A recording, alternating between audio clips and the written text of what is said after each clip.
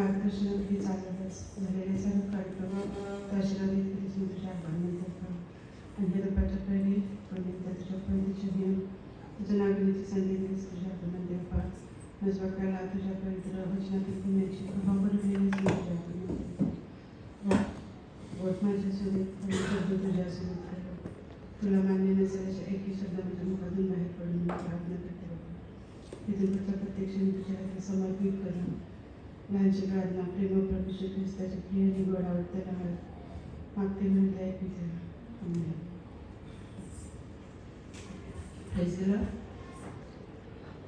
सर्व DMC फॅमिलीला चर्चच्या ॲनिव्हर्सरीच्या अनेक शुभेच्छा तसं सर्व मातांना मदर्स डेच्या शुभेच्छा आणि ब्लेसिंग्स. सर्वप्रथम मी प्रभूच्या नावाला धन्यवाद देते की त्यांनी आपल्या मंडळीला गेली 5 वर्ष सांभाळून त्याच्या कृपेमध्ये वाढवलं, त्याच्या सानिध्यमध्ये वाढवलं, त्याची कृपा पुरवली, त्याच्या वचनामध्ये वाढण्यासाठी सहाय्य केलं. म्हणून मी प्रभूच्या नावाला धन्यवाद देते. प्रार्थना करते की अशीच आपली मंडळी आणि मंडळीतील सर्व कुटुंब त्याच्या कृपेमध्ये त्याच्या वचनामध्ये अधिकाधिक वाढू. आज आपण चर्च ॲनिव्हर्सरी बरोबर मायवार पण सेलिब्रेट करत आहोत. ॲक्च्युली मायवार उद्या आहे, पण आपल्या कार्यक्रमामुळे आपण आज सेलिब्रेट करत आहोत. आत्ताच सिस्टर सोनालीने सांगितले की आईच्या जे गुणधर्म आहेत ते तिने सांगितलं. मी काही तसा जास्त वचनातून अभ्यास केलेला नाही आहे, पण जे काही प्रभूने मला सुचवलं ते मी पेपरवरती लिहून काढलेले आहे आणि मी ते तुमच्यासमोर वाचण्याचा प्रयत्न करते.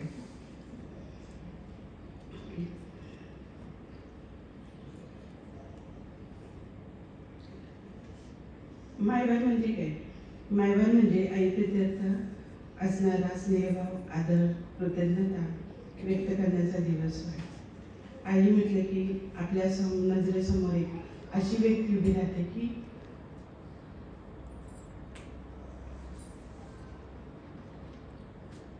जी आपल्या लेकरांवरती प्रेम करते,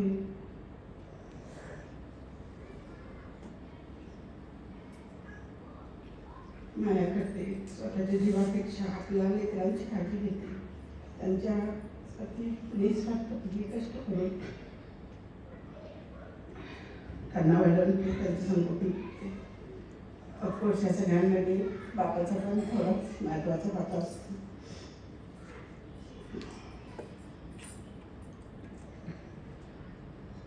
पण आज आपण मायवार निमित्तानं आईवरच थोडं बोलणार आहे मी. आणि आईशिवाय या जगामध्ये तसं पाहिलं तर जन्मास कोणीच येऊ शकत नाही. मग ते मनुष्य असो, प्राणी असो किंवा पक्षी असो, जगामध्ये कोणतीच सजीव व्यक्ती आईशिवाय जन्मच घेऊ शकत नाही. आणि याच्या आईच्या उपकारांची परतफेड सुद्धा जगामध्ये कोणीच करू शकत नाही.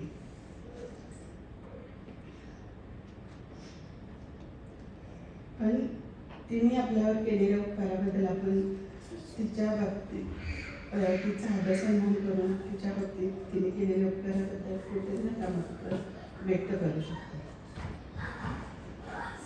मायबापचं थोडक्यात इतिहास पाहिला तर आपल्या सर्वांनाच माहिती आहे, पण मी त्याच्याबद्दल थोडक्यात सांगायचं म्हटलं तर अन्ना जेल्विस ही एक अमेरिकन सोशल ॲक्टिव्हिस्ट होती, जिने आपली आई ॲन रविश जेल्विस हिच्या स्मरणार्थ 12 मे 1907 रोजी Saint Andrews Methodist church Grafton West Virginia या ठिकाणी पहिला मायवार साजरा केला होता.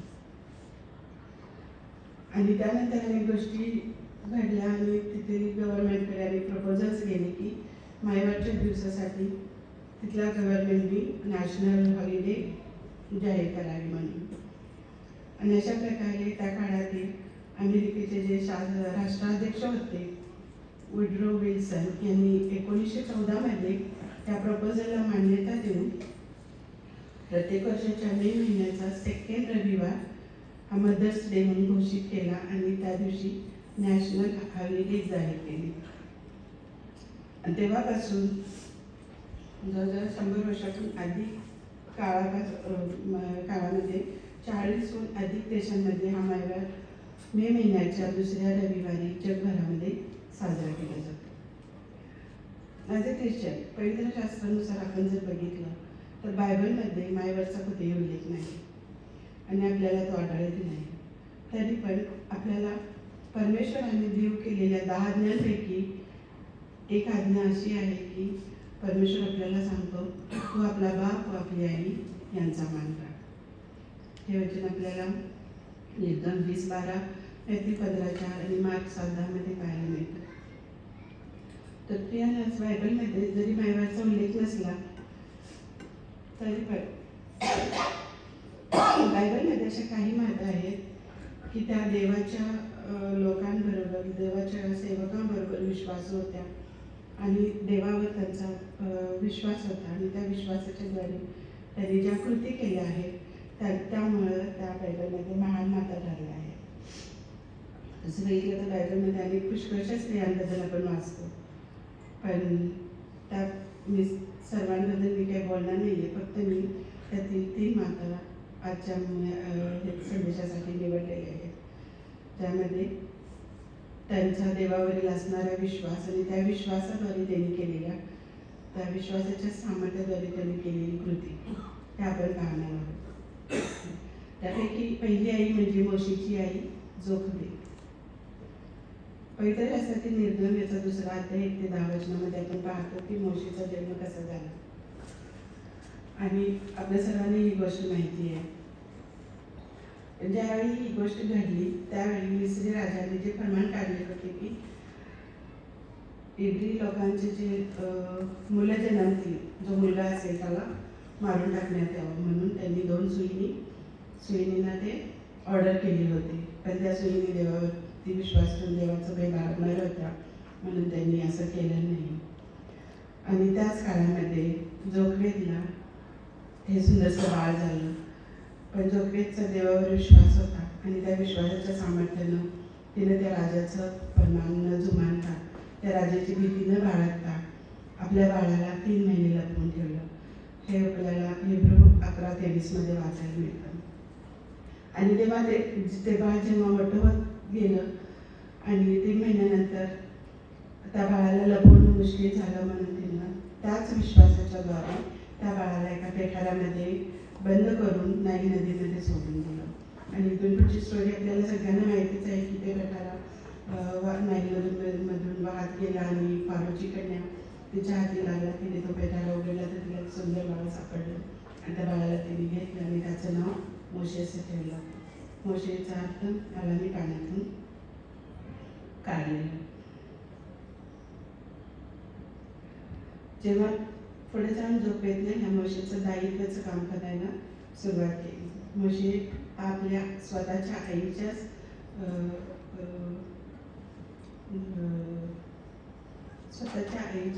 निदर्शनाखाली वाढत गेला. आणि जेव्हा ती मोशेची काळजी घेत होती, त्याचं संगोपन करत होती, त्यावेळेस ती त्याला आपल्या देवाबद्दलची शिकवण देत होती, आपल्या लोकांबद्दल त्याला वेळोवेळी सांगत होती.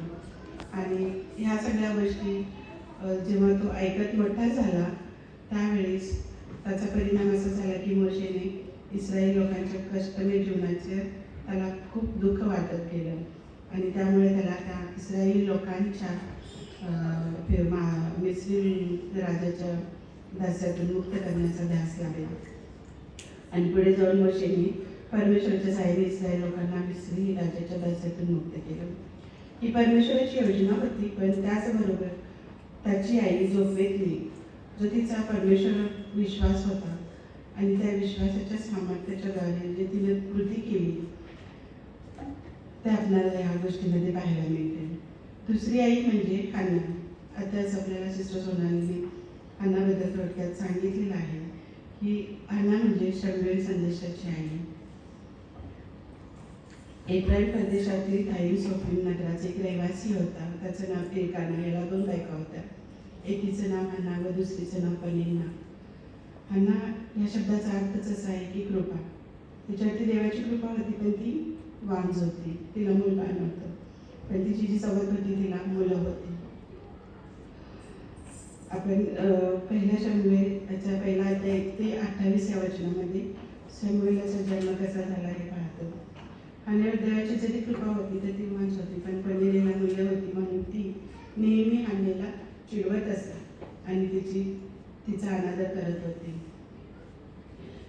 एकानाची हल्लीवर फार प्रीती होती, पण आपण मांज आहोत ह्या विचाराने हन्ना नेहमी दुःखी, आपल्या अंतःकरणामध्ये अगदी विवळ असत. जेव्हा ते सर्वजण परमेश्वराच्या मंदिरी गेले तेव्हा परमेश्वराच्या वेदीजवळ सांगून हन्नेने आपल्या मनाची व्यथा परमेश्वरासमोर रडून रडून व्यक्त केली. आणि तिचा परमेश्वरावर विश्वास होता, म्हणून ती प्रभूला विश्वासाने मागत होती की मला तू पुत्रसंतान दे. तू मला पुत्रसंतान देशील, तो मी तुला आयुष्यभरासाठी समर्पित करेन. त्याच्या डोक्यावरील मी केस काढणार नाही. त्याबद्दल आपण 1 शमूएल पहिला अध्याय 11 वचनामध्ये वाचतो.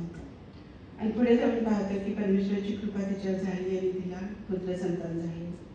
त्याचे नाव तिने शमूएल असे ठेवले, म्हणजे हा परमेश्वराकडून मागितलेला असा पुत्र. त्यानंतर हन्नाने जेव्हा शमूएल थोडा मोठा झाला, त्याचं दूध तुटलं गेलं, त्याच्यानंतर तिनं जे परमेश्वरासोबत जर तिने करार केला होता, जे नवस केलं होतं की तू मला पुत्रसंतान देशील तर मी तो तुला त्याच्या संपूर्ण आयुष्यभरासाठी तुला देईन. आणि ते तिने करार मोडला नाही. ती तिच्या विश्वासामध्ये स्थिर राहिली आणि तो करार तिने पाळला. आणि जेव्हा मोशे बाळाचं दूध तुटलं तर थोडा मोठा झाला, शमूएल बाळाचं दूध तुटलं आणि तो थोडा मोठा झाला, त्यावेळेस तिने त्याला परमेश्वराच्या मंदिराकडे घेऊन गेली आणि परमेश्वराच्या मंदिरात एली याजकाच्या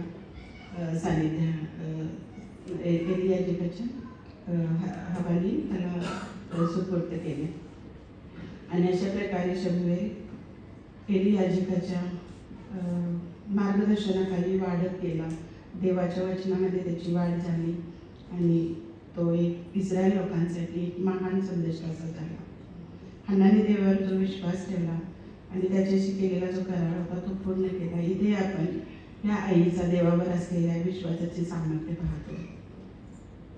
तिसरी आई म्हणजे मरिया, म्हणजे येशूची आई. आपल्या सर्वांना येशूचा जन्म आणि त्याच्याविषयीची स्टोरी माहिती आहे. मरिया ही कुमारिका होती. त्यावेळी परमेश्वराच्या देवदूताने तिला दर्शन दिलं. ज्यावेळेस तिला दर्शन दिलं परमेश्वराच्या देवदूताने, त्यावेळेस मरिया ही कुमारी होती आणि दावीद घराण्यातील योसेफ नावाच्या पुरुषाशी तिचा विवाह ठरला होता.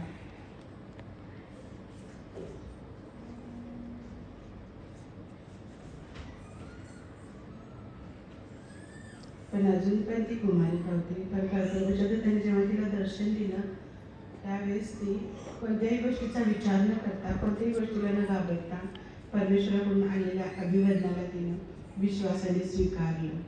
आणि तिनं त्या देवदूताला म्हटलं की मी प्रभूची दासी, आपण म्हटल्याप्रमाणे मला हवं. हा जो तिचा विश्वास होता तो आपण या ठिकाणी पाहतो. आणि हे आपल्याला लूका वर्तमानाचा पहिला अध्याय 27 ते 35 आणि 38 या वचनामध्ये वाचण्यास मिळते.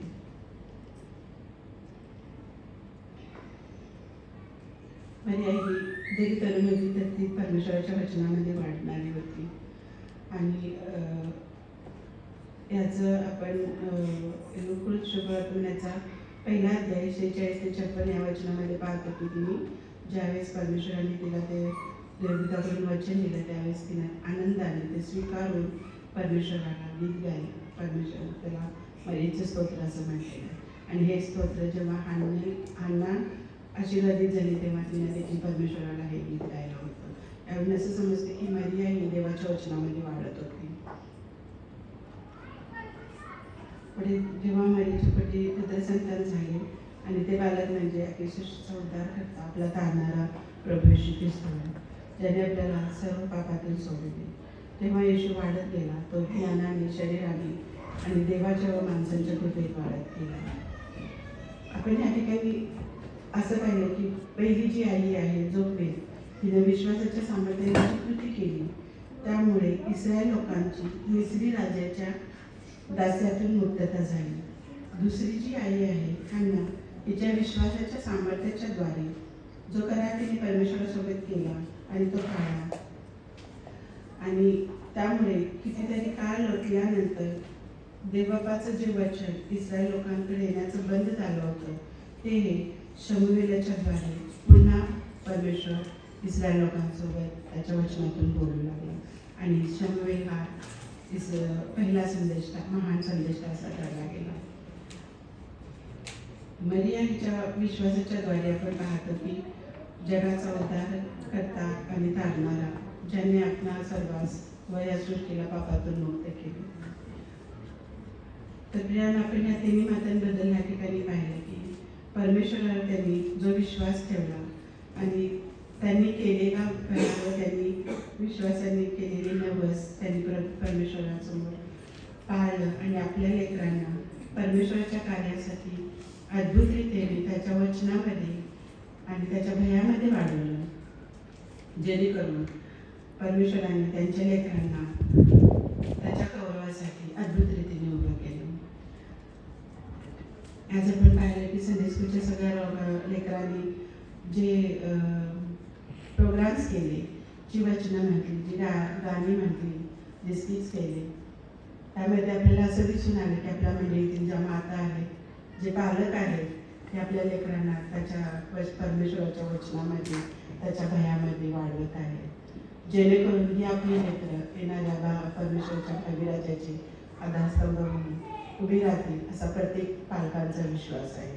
आणि परमेश्वर करो आणि हे सगळं करण्यासाठी आपल्या सर्वांना अधिकाधिक सहाय्य करून ही प्रभूच्या मी प्रार्थना करते.